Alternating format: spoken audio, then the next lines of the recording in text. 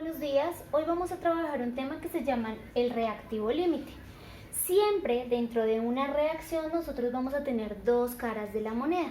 Vamos a tener una sustancia que va a ser muy poquita, una sustancia que va a ser limitante para la otra, y vamos a tener un reactivo en exceso. Es decir, que siempre que tengamos una reacción vamos a tener estas dos caras. Uno estará digamos que en el límite, ras, y el otro estará en exceso, estará en demasía. Siempre va a suceder lo mismo. Cuando nosotros hablamos de los reactivos límites en la química, nos referimos a aquellas sustancias que terminan la reacción, que acaban con la reacción por completo. Entonces, por ejemplo, yo voy a tener 2 tajadas de pan. Quiero hacer un sándwich. Voy a tener 2 tajadas de pan y aquí voy a tener 8 tajadas de jamón. Entonces, ¿quién será el que se acabe más rápido? ¿El pan o el jamón? En este caso, entonces voy a tener que decidir cuál es el reactivo límite y cuál es el reactivo en exceso. Entonces nos vamos a dar cuenta que, ¿quién es el que está más poquito? Pues el pan. Entonces esto será reactivo límite. ¿Quién es el que está en demasía? ¿Quién es el que está muchísimo? Pues el jamón. Entonces esto será reactivo en exceso. ¿Qué me interesa con esto? Resulta que cuando se acabe el pan, la reacción se acaba, porque una de dos, o me como el jamón solo o dejo de comer jamón. Y eso es precisamente porque siempre habrá una sustancia que va a limitar a la otra, que no le va a permitir que la otra reaccione en su 100%. Y eso siempre va a suceder. Nunca, o digamos que muy pocas veces, vamos a tener las dos sustancias equilibradas. Vamos a poner otro ejemplo. Cuando yo estoy haciendo el arroz, por ejemplo, tengo 2 tazas de arroz para 4 tazas de agua. Entonces tengo una que es límite y una que es en exceso. En el caso de la límite, pues siempre va a ser la que sea más poquita, en este caso las 2 tazas de arroz. Y el que sea más, el que sea mucho, el que esté en demasía, va a ser el agua. Entonces en este caso tenemos 4 tazas de agua. Pero esto también se tiene que tener en cuenta que aunque hay uno límite y el otro en exceso, sí tienen que tener como un equilibrio ideal, ¿no? Porque tampoco puede ser que tenga, digamos, una tajadita de pan para 5.000 de jamón. Tampoco, porque pues obviamente la reacción se desequilibraría y eso me podría generar, digamos, dentro del laboratorio cierta cantidad de reacciones o de consecuencias. Entonces pues tampoco lo voy a tener de esa forma. Pero sí que me interesa que aprendamos a identificar qué es un reactivo límite y qué es un reactivo en exceso. Nosotros ya sabemos que dentro de la reacción yo puedo distinguir varias partes de la reacción. Entonces voy a tener lo que se encuentre antes de la flecha y lo que se encuentre después de la flecha, ¿no? Antes de la flecha se llama reactivo, después de la flecha se llama producto. Entonces en esta clase, ¿qué estamos trabajando?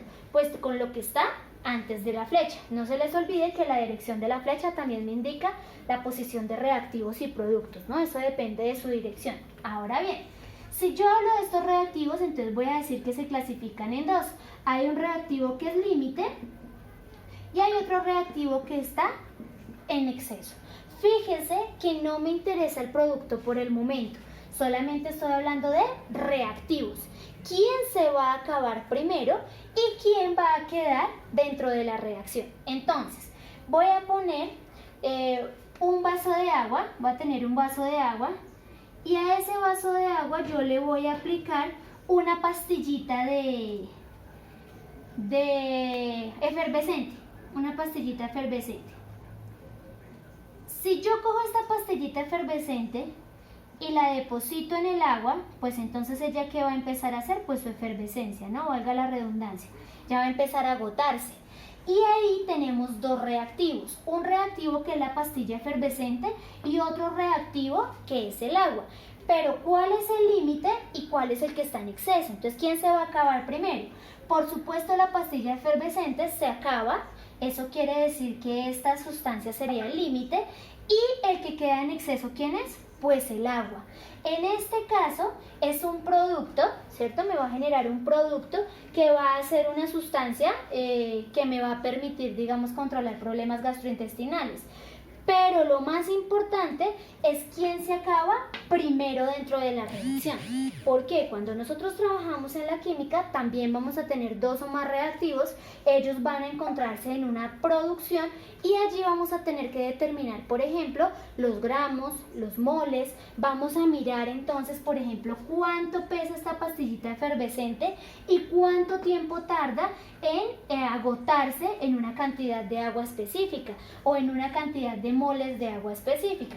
Por eso si hablamos de reactivo límite es porque ya pasamos por temas estequiométricos.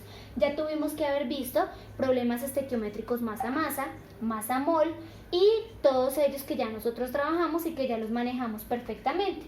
Porque dentro del reactivo límite, aunque hay que aprender a diferenciar cuál es el límite y cuál es el exceso, ellos también tienen unos cálculos matemáticos específicos para poderlo determinar. Nuestras mamás son muy astutas porque ellas ya saben que si le echan cierta cantidad de frijol a la olla pitadora, tienen que echarle un exceso de agua, tienen que echarle bastante.